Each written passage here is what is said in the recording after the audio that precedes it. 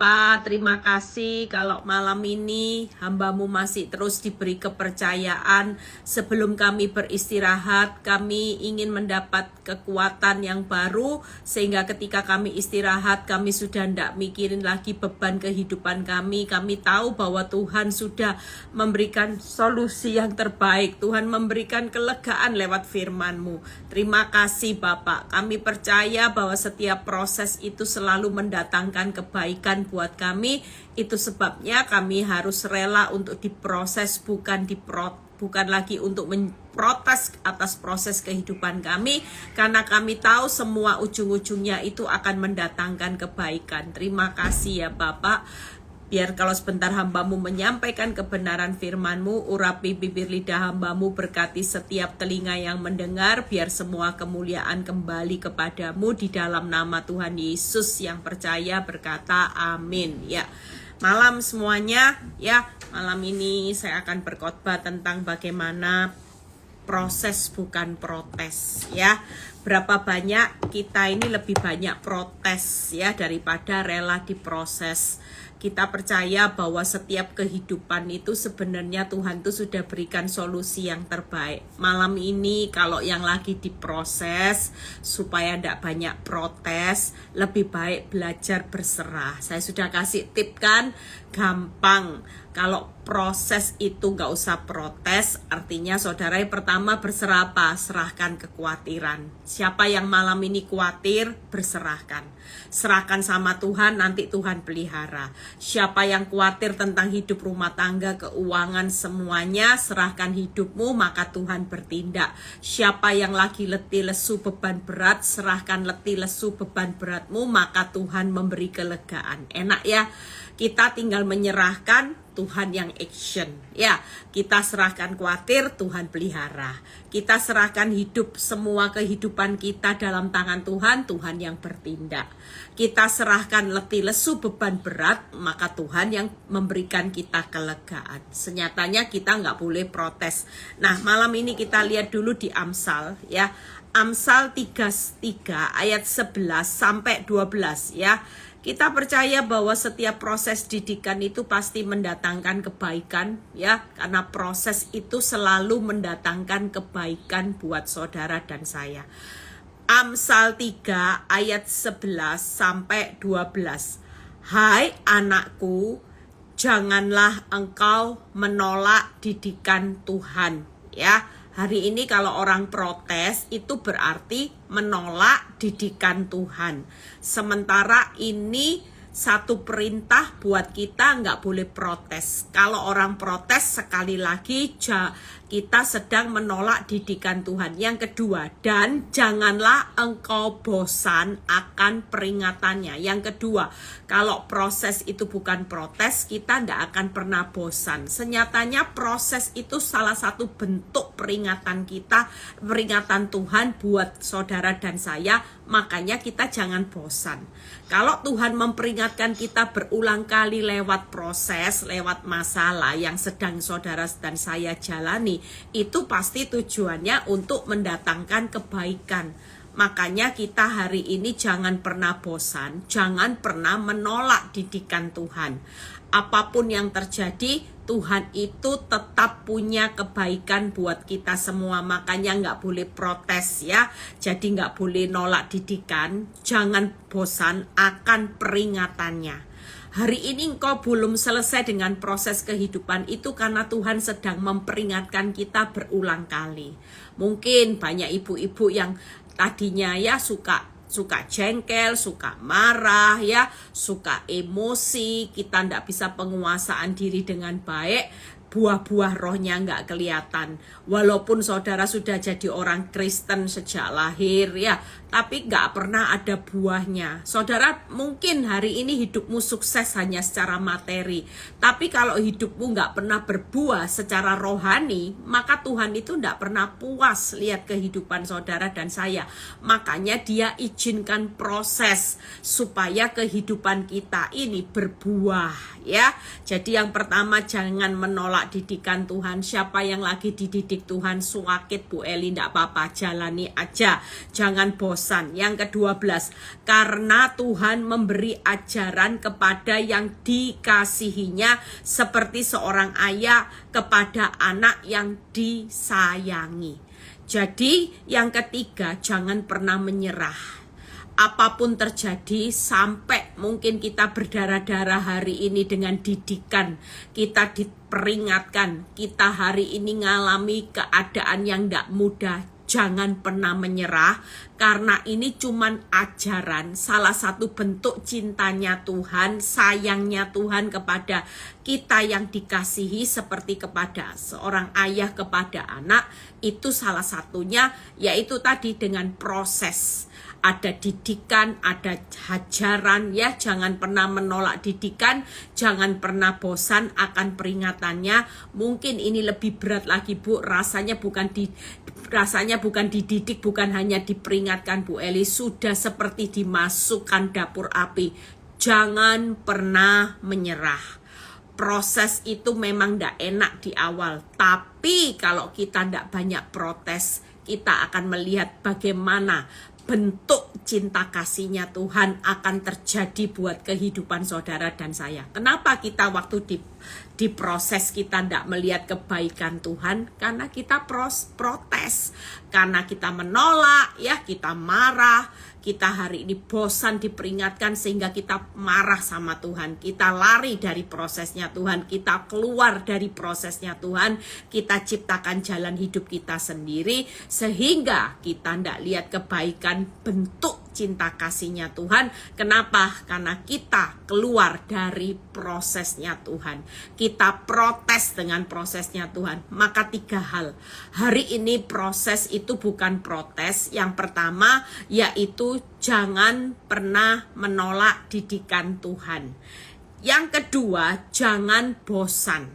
Yang ketiga, jangan menyerah. Saat hajaran itu terjadi, ya orang paling sulit itu kalau ngalami keadaan apa? Dihajar. Sakitnya luar biasa. Orang mungkin hanya dipukul, ya tapi kalau dihajar itu dipukulnya sudah berulang kali. Jangan pernah menyerah. Kenapa? Kita belajar satu persatu, ya.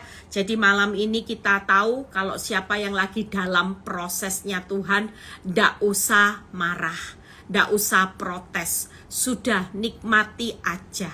Bu Eli dengan gimana Bu Eli? Ya sudah, ya ada seorang ibu juga yang beberapa hari yang lalu dia berkata gini, Bu, rasanya kok Tuhan itu ndak adil ya.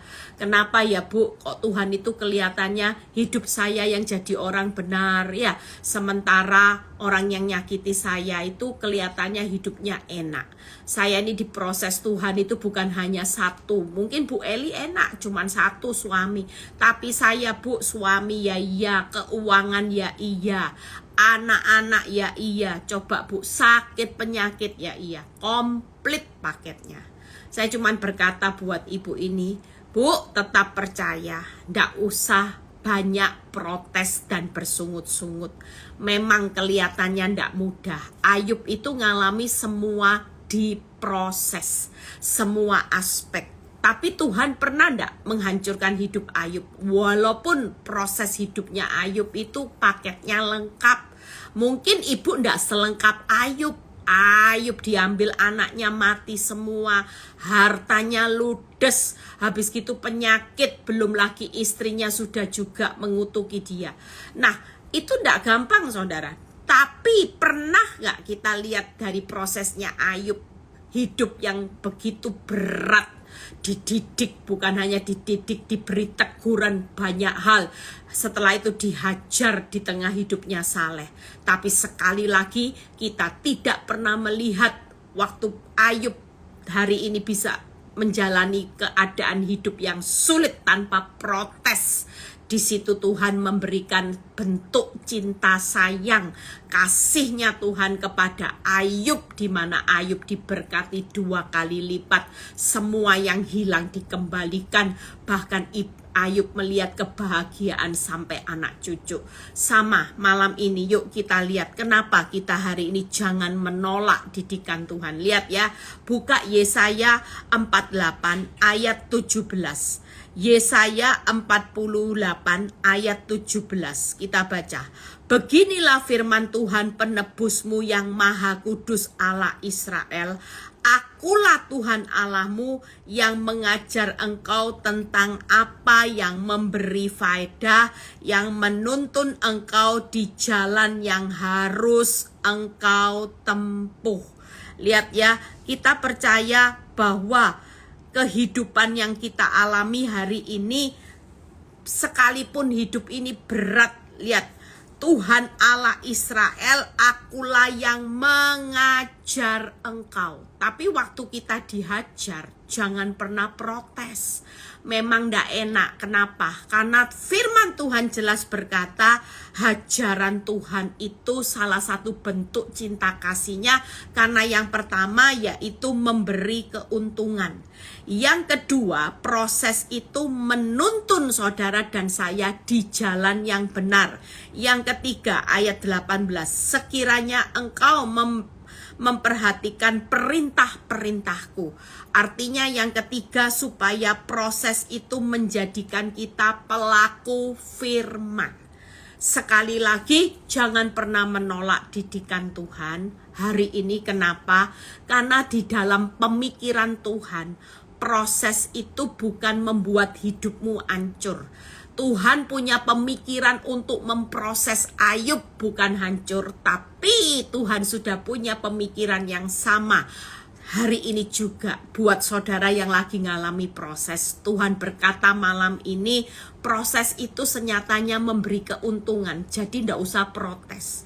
Kalau itu menguntungkan hidup saudara dan saya, dan saudara salah satu bentuk cara Tuhan mengasihi saudara, ya mungkin orang tua dunia mengasihi anaknya itu disayang-sayang, ya diberi fasilitas, ya diberi harta, diberi kekayaan, diberi mobil baik, disekolahkan ke luar negeri dan sebagainya. Bapak di surga pasti memberikan itu juga pada akhirnya. Itu cuman bonus. Tapi langkah di mana ketika Tuhan itu mencintai saudara, karena saudara bukan anak-anak gampangan, salah satu bentuk cinta dan kasih sayang Tuhan buat setiap saudara dan saya malam ini, karena saudara bukan anak-anak gampangan, yaitu dengan hajaran. Tapi Tuhan berkata malam ini, jangan menolak. Kalaupun aku hajar engkau begitu sakitnya luar biasa, jangan pernah menolak. Jelas firman Tuhan di Yesaya 48 ayat 17 itu hanya akan memberi faedah, keuntungan. Jadi hari ini kalau itu keuntungan, buat apa saudara hari ini menolak? Jangan menolak, bersahabatlah dengan proses, nikmati proses, jalani, nikmati, syukuri proses, karena nanti di akhir perjalanan hidupmu itu memberi faedah. Yang kedua yaitu menuntun kita di jalan yang benar. Seringkali tanpa proses kita ini hidup di jalan yang mau-maunya kita hidup di jalan dunia, jalan yang menyesatkan. Berapa banyak anak Tuhan yang tidak mau diproses dari awal hidup, nyaman, ternyata ujung-ujungnya jalan hidupnya pasti jalan hidupnya akan menyimpang ke kanan dan ke kiri. Tapi buat kita hari ini dengan proses yang ketiga, menjadikan kita pelaku firman, supaya lewat proses kita mulai melakukan firman. Dulu waktu zona nyaman saya tidak pernah jadi pelaku firman. Sulit jadi pelaku firman. Kenapa? Wong enak, tidak butuh taat. Buat apa taat? Setelah ada masalah besar, badai besar, baru saya ingat ternyata selama ini banyak teguran-teguran Tuhan, banyak yang namanya hari ini didikan Tuhan itu yang membuat hari ini kehidupan saya merasa, ya Tuhan, saya baru sadar kalau kehidupan saya sejak berubah, ya sejak ada masalah baru saya berubah. Nah, Berarti hari ini setiap proses kehidupan yang membawa saudara dan saya menikmati faedah, saudara hari ini juga hidup dituntun di jalan yang benar, dan saudara menjadi pelaku firman, maka saudara tidak perlu menolak hari ini, ya. Nikmati Tuhan, walaupun berat, sudahlah, jalani, nikmati, syukuri.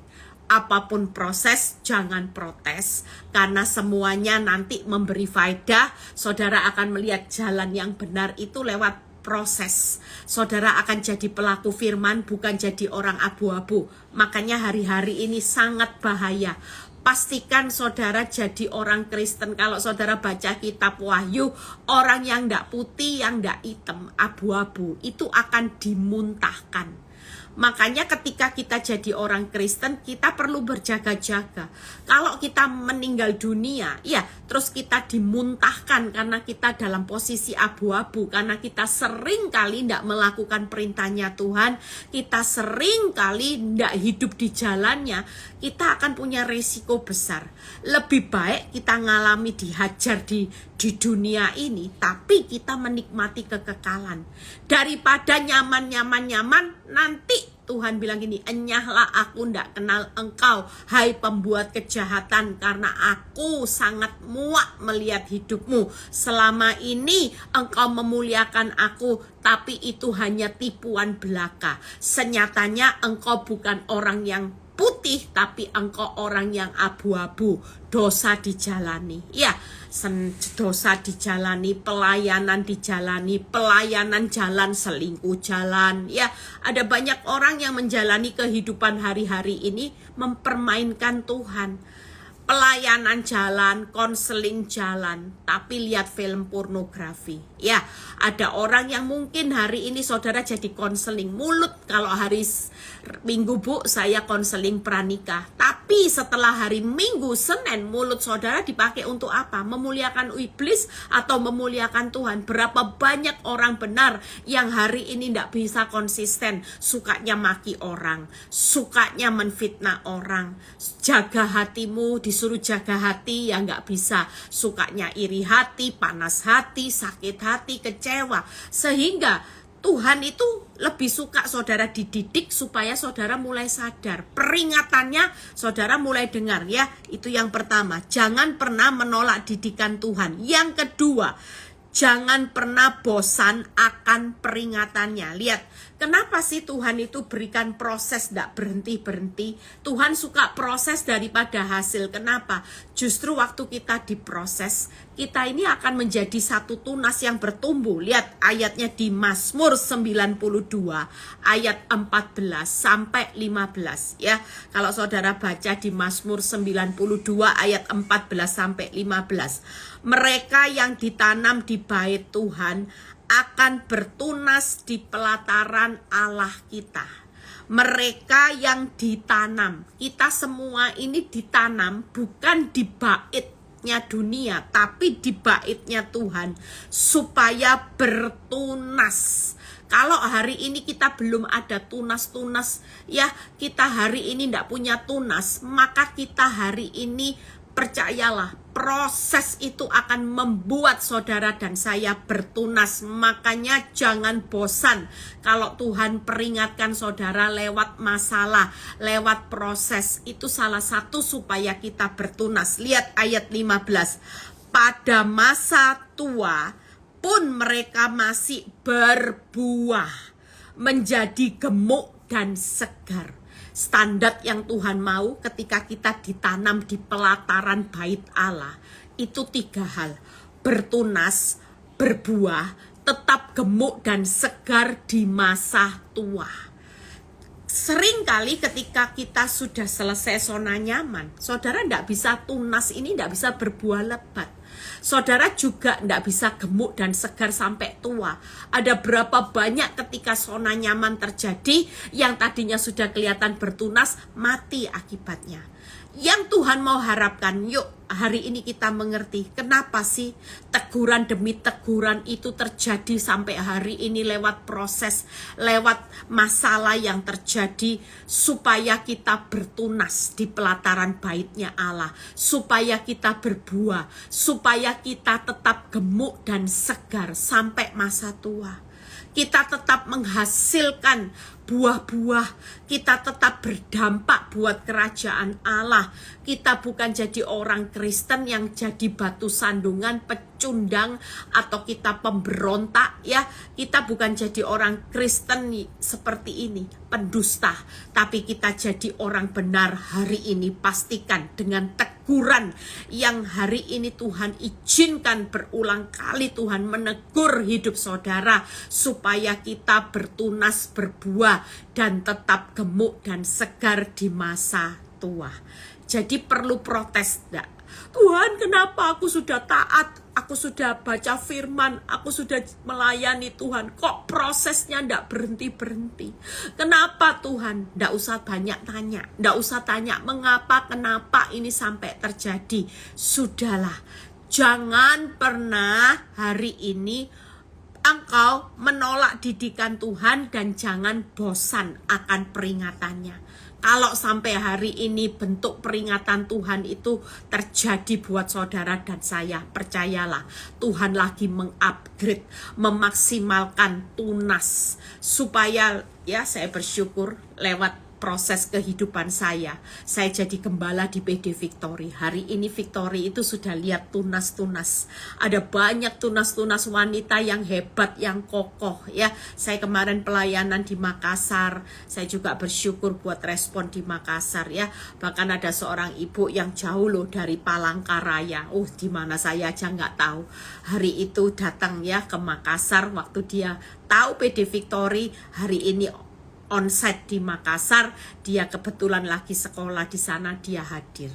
Ya, ada banyak hal yang kita hari ini lihat tunas-tunasnya muncul. Coba kalau saya ndak berani bayar harga, saya ndak rela dengan teguran Tuhan. Ketika saya diperingatkan, saya marah, saya bosan dengan proses ini. Mungkin saya bisa bilang gini, Tuhan, saya sudah bosan loh Tuhan. Dengan perbuatan suami saya seperti ini, saya sudah bosan. Boleh ndak Tuhan, saya saat bosan, saya ganti pasangan. Loh, bisa aja saya bilang ini, Tuhan bosan Tuhan, diselingkuhi bertahun-tahun itu bosan, capek Tuhan. Boleh ndak Tuhan, ketika saya bosan saya ganti pasangan yang baru, supaya saya ndak capek, saya memulai kehidupan yang baru bersama pasangan yang baru.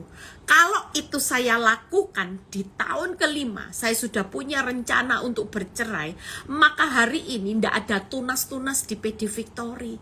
Ndak ada orang yang wanita berbuah lebat hari ini. Ndak ada seorang, ya saya melihat bagaimana ibu-ibu yang pegang Victory di Makassar itu radikal saudara. Mereka ngalami proses, mereka bisa lepaskan pengampunan yang luar biasa. Mereka sudah move on sampai mereka sudah ndak mikiri masalah mereka kembali. Kenapa? Mereka tahu bagaimana kehidupan yang harus mereka hadapi. Mereka tahu bahwa musuh mereka bukan darah dan daging lagi, tapi melawan pemerintah, melawan roh jahat. Ini hanya tipu daya iblis. Ketika suami saya berulah, Bu Eli, saya semakin mengasihi. Ketika suami saya makin galak, saya semakin memberikan senyum dan tebar pesona. Ini orang yang radikal. Mereka tahu bagaimana cara melawan semua tipu daya iblis, bukan lagi yang dilawan suaminya. Banyak wanita-wanita yang bertunas, berbuah. Bahkan saya percaya tunas buah, kalau ini sudah dijadikan satu, mereka akan menjadi orang yang ketiga, gemuk dan segar di masa tua. Mereka tetap menghasilkan buah, mereka tetap hidup menjadi berkat. Pastikan di masa yang tua, saudara hari ini jangan mikir sudah tua ya sakit-sakitan, enggak. Ada banyak orang yang justru masa-masa tua mereka juga dipakai Tuhan secara luar biasa. Makin diberi kepekaan, menjadi pendoa yang radikal. Ya, mama saya itu jadi pendoa. Kalau doa mama saya itu luar biasa saudara.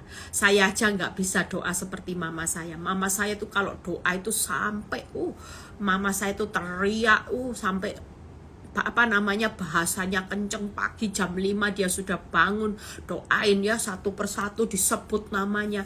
Kalau saya mungkin ya ingat ya, tapi mama saya punya ingatan satu, didoakan masalahnya satu-satu. Saya heran mama saya bisa ingat.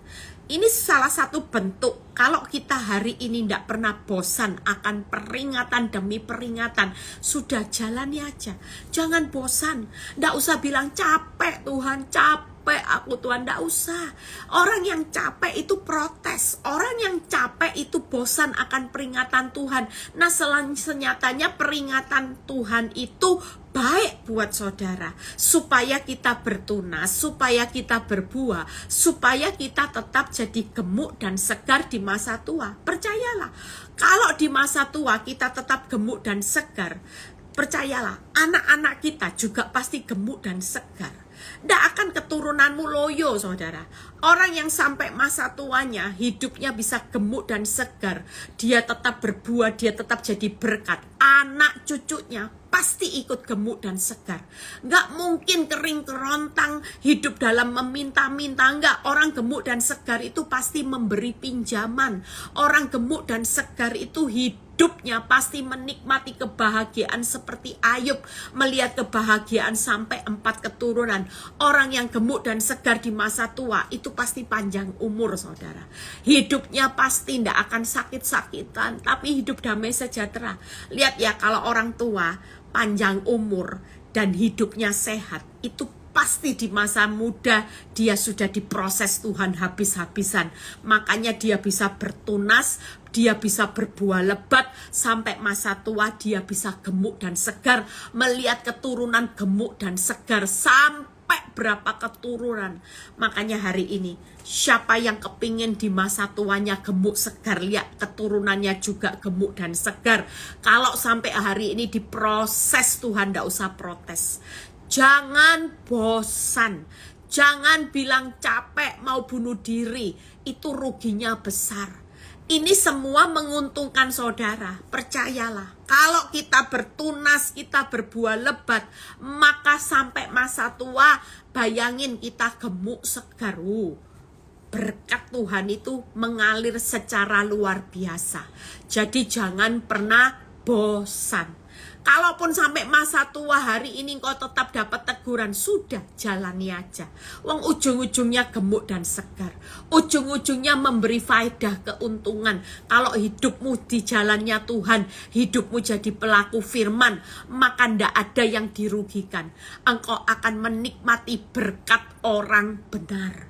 Berkat orang benar itu selalu mengejar saudara yang namanya berkat. Yang terakhir ya, jangan apa tadi yang pertama, jangan menolak, jangan bosan. Yang ketiga, jangan menyerah. Nah ini, kalau kita sudah dengar kata berkat, wow, kita pasti tidak akan menyerah. Yesaya 48 ayat 18 sampai 19 ya. Ini ayat yang luar biasa. Pegang janji Tuhan dalam ayat Yesaya 48 ayat 18-19. Jadikan pegangan. Sekali lagi, orang yang mau menyerah, dengar ini berita baiknya. Kalau kita malam ini sudah capek, sudah merasa bosan ya, sudah rasanya kita menolak Tuhan, sudah tidak mau diproses lagi Tuhan, cukup Tuhan. Ini berita baiknya, jangan pernah menyerah. Sekiranya engkau memperhatikan perintah-perintahku. Nah ini, orang kalau sudah diproses, tidak protes, orang ini pasti memperhatikan perintahnya Tuhan. Daripada protes, lebih baik jalani perintahnya Tuhan. Kalau Tuhan berkata, jangan menolak, jangan bosan, lakukan, jangan menyerah. Sekiranya engkau memperhatikan perintahku, maka damai sejahteramu akan seperti sungai yang tidak pernah kering. Wow, orang kalau benar-benar hidupnya ndak pernah menyimpang ke kanan ke kiri, diproses, ya sudah Tuhan, aku tetap taat perintahmu. Yang penting waktu diproses itu taat aja. Hari ini engkau ngalami keadaan yang sulit, kalau perintah Tuhan, sukacita nak, ngucap syukur. Ndak usah iri hati sama tetanggamu. Tetanggamu itu tipu-tipu cepet kaya. Kamu yang jujur, usahamu sepi, jaga hati, ndak usah iri, ndak usah banding-bandingkan, ndak usah kecewa sama Tuhan, ndak usah bilang capek, ndak usah bilang Tuhan ndak adil. Mana Tuhan, kok yang jahat tambah kaya, sementara saya hidup taat kok hidupnya tambah minus. Ini cuman ujian sesaat. Apa yang firman Tuhan katakan?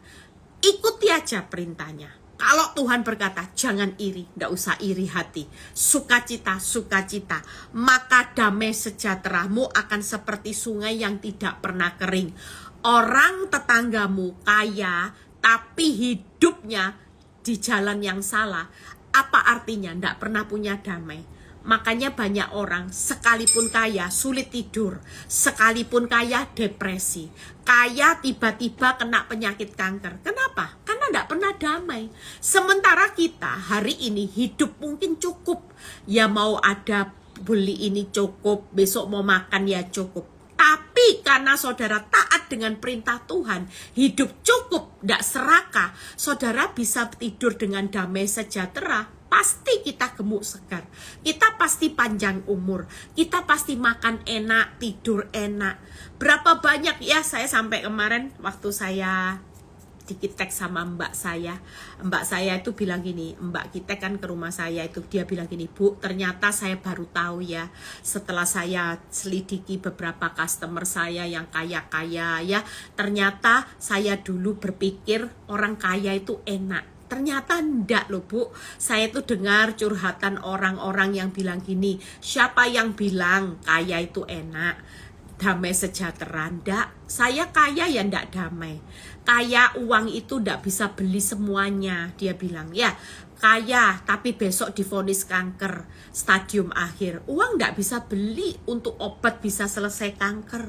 Kaya tiba-tiba anak narkoba. Ya, sampai mbaknya bilang gini, ada customer saya bilang gini, Bu Eli, Mbak, kamu hidup cukup. Paling kamu yang dipikir besok makan apa, ya kan? Kalau misalnya lagi tidak punya uang, paling kamu mikir gini, besok makan apa, besok bayar uang sekolah gimana.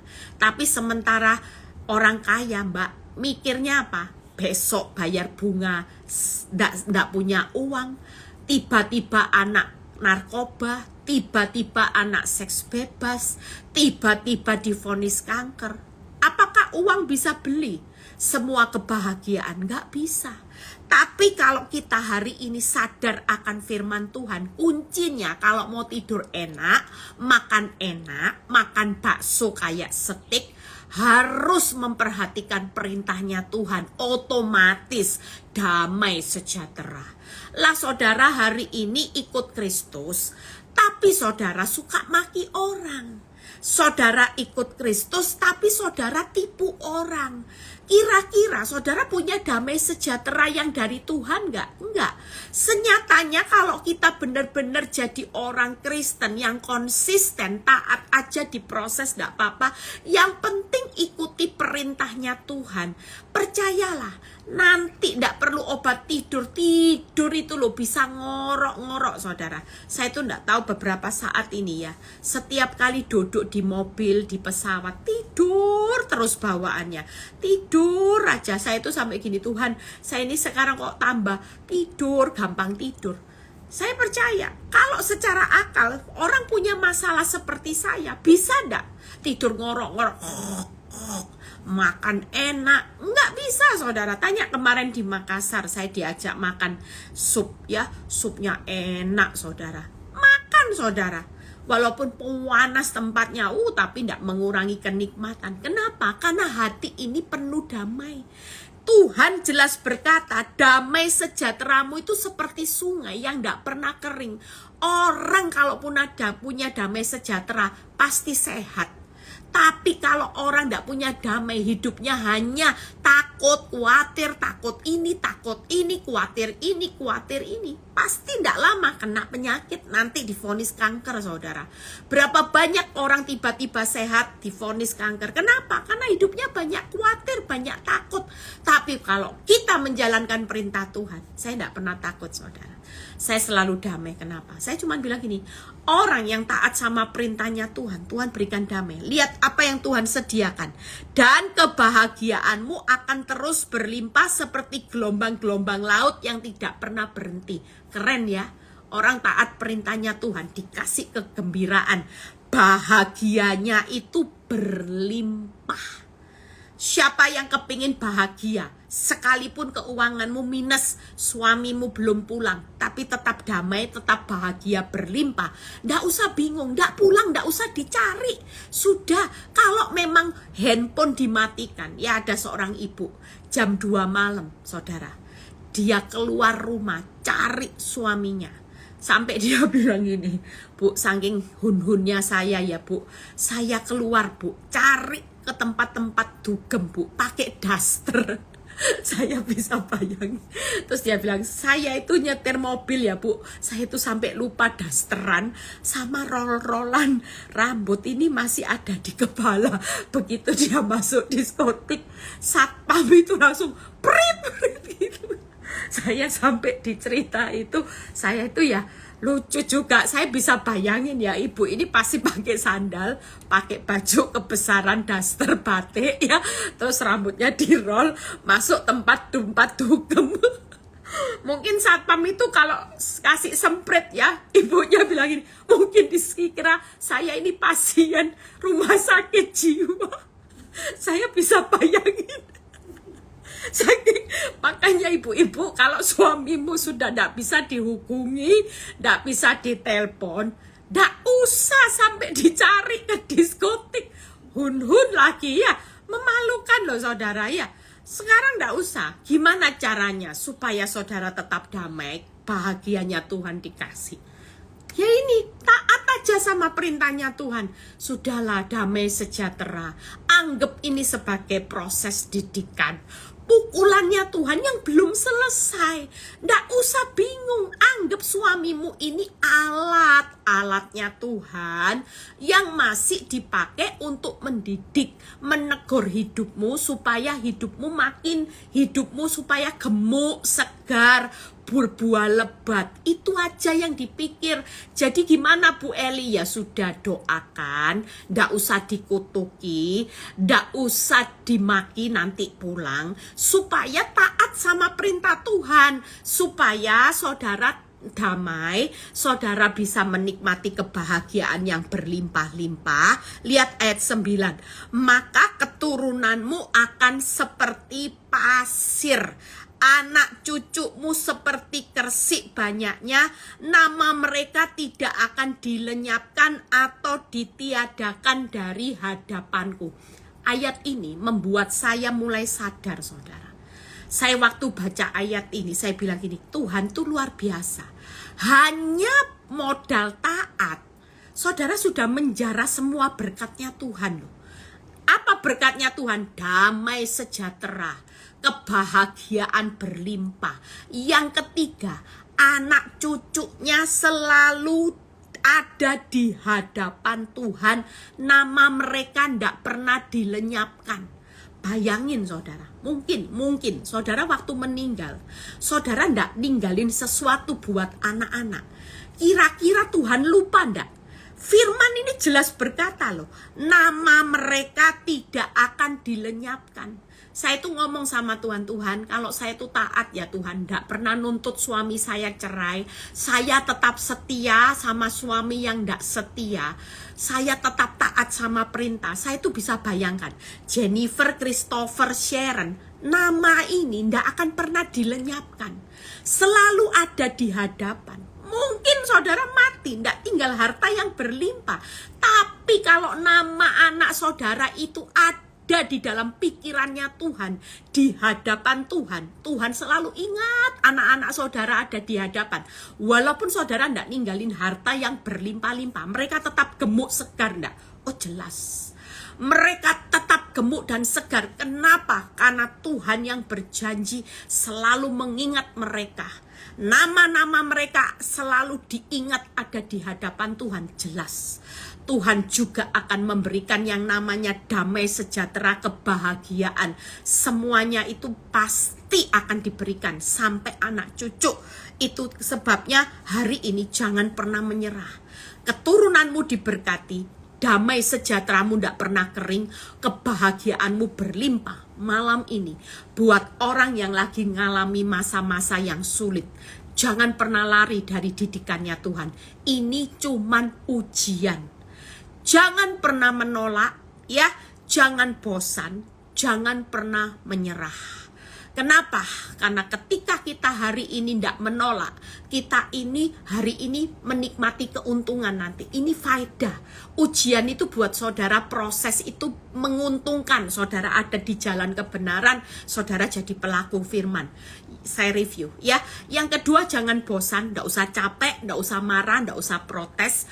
Kalau diperingatkan berulang kali lewat masalah, kapan sih suamiku ini limited edition, tidak berubah-berubah, tidak usah marah, tidak usah bosan.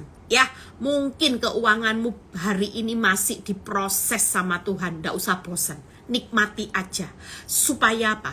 Hidup tujuan Tuhan, bentuk Tuhan mencintai, mengasihi saudara dan saya supaya bertunas, berbuah, gemuk dan segar di masa tua, sampai anak cucumu nanti gemuk dan segar semuanya. Kenapa? Karena orang tuanya gemuk dan segar. Anak-anaknya jelas menikmati apa yang dinikmati orang tuanya. Yang ketiga yaitu jangan menyerah, karena ada damai sejahtera yang tidak pernah kering, kebahagiaan yang berlimpah, keturunan yang diberkati. Saya sudah selesai. Saudara percaya hari ini proses bukan protes. Semakin protes, semakin tidak melihat apa yang menguntungkan di depan. Semakin tidak lihat gemuk segarnya bagaimana kehidupan saudara, berkat damai, keturunan yang diberkati. Malam ini kita semua mau menikmati proses. Saudara yang lagi lupa rasanya bahagia, ya. Saudara yang lupa kesenyum, saudara yang rasanya hari-hari ini sudah jutek Bu Eli, suntuk Bu Eli, saya sampai tidak bisa tidur berhari-hari. Malam ini adalah titik balik buat saudara dan saya. Jangan pernah mau diintimidasi iblis, saudara sebagai korban masalah. Saudara bukan korban masalah, tapi kita adalah pahlawan-pahlawannya Kristus di balik masalah yang Tuhan izinkan hanya sebagai alat, sebagai kendaraan, supaya kita hari-hari ini menikmati keuntungan, gemuk segar, berkat, damai sejahtera, apalagi keturunan yang diberkati. Saya mau jelaskan ya, saya kemarin sudah jelaskan di Makassar. Saudara percaya, kalau saudara baca ayat di Yesaya 48 ayat 18, bagaimana keturunan yang selalu ada di hadapan Tuhan. Ya, ini saya memberikan ilustrasi, peringatan buat yang pingin bercerai. Yang sudah bercerai, belum dengar firman, belum tahu kebenaran, ya sudah, ndak usah sampai ya bingung, stres mikiri. Yang dulu belum tahu kebenaran, Tuhan itu mungkin mengerti, ya saya belum tahu kebenaran, belum dengar khotbahnya Bu Eli, makanya saya cerai, ya. Tapi saya percaya beberapa ibu-ibu yang saya survei dengan perceraian, walaupun dia hari ini bertobat, mereka tetap rata-rata pasti bayar harga. Bu, bener. Yang namanya perceraian itu sekalipun saya diampuni, tapi bayar harganya ndak enak Bu Eli. Saya sudah melihat ada aja bayar harga dalam pernikahan. Ndak bisa rasanya jalan hidupnya itu seperti yang Tuhan janjikan. Banyak tantangan buat anak-anak cucu. Kenapa? Kemarin saya jelaskan, saya tuh dapat pewahyuan dari Tuhan. Waktu saya merenung firman, iya ya, banyak orang bilang gini, cerai kan minta ampun, diampuni Tuhan. Iya jelas ya. Terus misalnya kita sudah diberi surat cerai, terus kita menikah lagi, memang diampuni dosanya. Tapi saya cuma berkata buat ibu-ibu yang lagi pengen bercerai, ini beritanya supaya saudara mulai tarik semua gugatan cerai yang hari ini sudah menyerah dengan pasangan hidup yang super limited edition. Bu Eli sudah keterlaluan, saya mau gugat cerai. Mulai berubah. Kenapa? Karena 3 keturunan di dalam pemikiran hikmat yang Tuhan berikan buat hidup saya. Yang pertama, keturunan orang benar. Ini tadi ya, keturunan orang benar selalu ada di dalam pemandangan Tuhan. Selalu ada nama-nama mereka itu dalam ingatannya Tuhan. Berarti keturunan orang benar. Yang kedua, ada keturunan orang bercerai. Yang ketiga, setelah bercerai menikah lagi, keturunan orang berzina. Jelas ya saudara. Saudara punya anak kan? Nah, kalau misalnya saya ya, mama saya namanya Feni ya, Saeli keturunan Feni. Tangkap ya, saudara bisa tangkap ya pemikiran ini. Misalnya papa saya namanya Agus, Eli keturunan Agus dan Feni. Tangkap ya. Nah, kalau saudara hari ini menghadapi rumah tangga, saudara tetap setia sama pasangan, walaupun diselingkuhi seperti saya, setia aja, setia, pokoknya setia. Mau dicerai ya ndak mau, setia aja. Saudara percaya, hari ini kita menjadi apa? Kita menjadi orang benar, berkat juga orang benar. Keturunan kita juga keturunan orang benar. Tangkap ya saudara. Berkat saya juga berkatnya orang benar, karena sampai maut memisahkan, baru Tuhan berkata finishing well. Keturunan saya juga keturunan orang benar. Tapi kalau saya sudah tidak kuat, saya cerai. Mungkin saya bilang gini, Tuhan saya cerai tapi saya tidak kawin lagi. Saudara tahu, dari list keturunan dan berkat orang benar geser. Saudara percaya, keturunan saudara tadinya keturunan orang benar, geser jadi keturunan bercerai ya, karena orang tuanya cerai, makanya keturunannya keturunan bercerai. Kira-kira saudara, berkat untuk keturunan orang benar dan berkat untuk keturunan orang bercerai jelas berbeda. Tangkap ya saudara. Makanya dari situ saya mulai punya pemikiran, oh iya ya benar juga. Lah kamu keturunannya orang siapa? Keturunannya orang benar jelas beda. Lah kalau keturunannya orang bercerai jelas beda. Sudah cerai, habis gitu menikah dengan suami orang, saudara berzina, ini juga berzina. Jadi keturunan orang berzina. Saudara percaya dalam hidup ini ada 3 keturunan. Yang pertama keturunan orang benar, keturunan orang bercerai, keturunan orang berzina. Di antara 3 ini porsi berkatnya jelas berbeda. Makanya yang mau cerai, yang mau menyerah, yang bosen punya suami super limited edition, malam ini supaya kita tetap semangat. Jangan kasih kendor. Ayo kita semua berjuang. Jangan egois. Lihat berkatnya beda. Keturunan nanti juga beda. Pastikan kita tetap memelihara keturunan kita pada posisi keturunan orang benar. Jangan keturunan orang bercerai, jangan keturunan orang berzina. Tuhan Yesus memberkati, tetap semangat, tetap sukacita, karena Tuhan tahu yang terbaik buat saudara dan saya. Ya, selamat beristirahat. Saudara tidak perlu takut hari ini, yuk. Apapun proses jangan protes ya, jangan menolak, jangan bosan, dan jangan pernah menyerah. Bapa, terima kasih, kami percaya bahwa setiap kehidupan anak-anak-Mu akan jadi berkat.